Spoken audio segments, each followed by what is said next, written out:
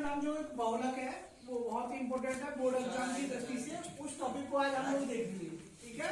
और 100% इसका एक क्वेश्चन हो सकता है कि 2 नंबर से लेकर और 5-7 नंबर का एक क्वेश्चन आएगा। तो देखिए बहुलक सबसे पहले जिस पद की पूरा कॉन्सेप्ट क्लियर होगा बहुलक का, जिस पद की बारंबारता जो है अधिक हो, सबसे अधिक हो, कैसी हो, सबसे अधिक हो, यहाँ हम सबसे देखेंगे, सबसे अधिक हो वो बहुलक कहलाता है। क्या कहलाता है उसको हम क्या कहते हैं, बहुलक। अच्छा, जैसे एग्जाम्पल 3 तरह के क्वेश्चन ही होंगे हमेशा पेपर में। जैसे कि एक एग्जाम्पल है हमारे पास 1, 6, 6, 6, 4, 8 में बहुलक बताओ। अगर इसमें मुझे बहुलक पूछ रहा है तो इसके लिए मैंने देखा है कि देखो यहाँ पर 6 सबसे ज्यादा बार रिपीट हुआ है। कितने बार आया है 6 यहाँ पे? 3 बार आया है। तो इसमें 6 की बारंबारता 3 है, अतः जो सबसे अधिक है, अतः बहुलक कितना हो जाएगा? 6 होगा। क्लियर? Yes sir.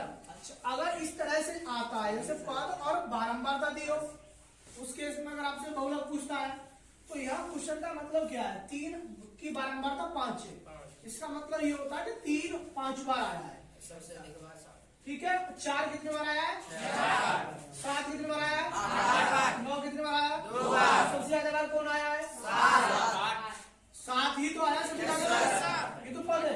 और ये उसकी बारंबारता कितने बार रिपीट हुआ है? सबसे ज्यादा 7 की बारंबारता 8 है, जो सबसे यानी बहुलक कौन होगा? 7 होगा। क्लियर? अब इस तरह का क्वेश्चन ज्यादातर टाइम्स में आने के चांस है, 100% इसी तरह का क्वेश्चन आएगा, और वो भी 5-7 का इस तरह नंबर का होगा, देख लीजिए आप। तो इसमें वर्गांतराल और बारंबारता दी हुई है। वर्गांतराल में आप देख रहे हैं 0 से 10, 10 से 20, इस तरह से दिया हुआ होगा आपके पास। आपको बहुलक का फॉर्मूला याद रहना चाहिए। क्या है बहुलक का formula? L + F1 - F0 upon F1 - F0 - F2 × H। एक बार इस फॉर्मूले को फिर रिपीट करते हैं ताकि भूले ना। L + F1 - F0 upon 2F1 - F0 - F2 × H। अब हम ये समझ लें F1 F2 की कैसे चुनते हैं। तो सबसे पहले इसकी बारंबारता देखो, सबसे अधिक किसकी है? इसकी बारंबारता सबसे अधिक 16 है। सबसे ज्यादा बारंबारता कितनी है इस कॉलम में? 16 है। उसको आप लिख दोगे F1।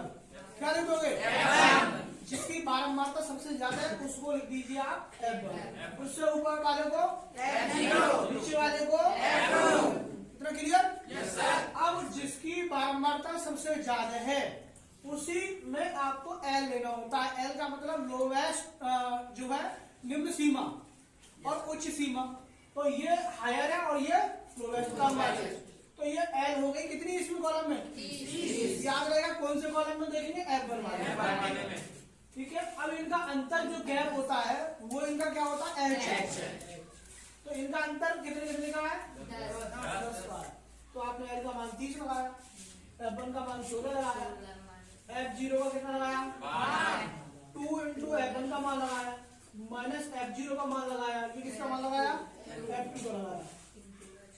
16 में से 12 गए 4, 16 दूनी 12, 4 16 हो गए, और ये H का मान आपने 10 लगाया था, वो आ गया आपका।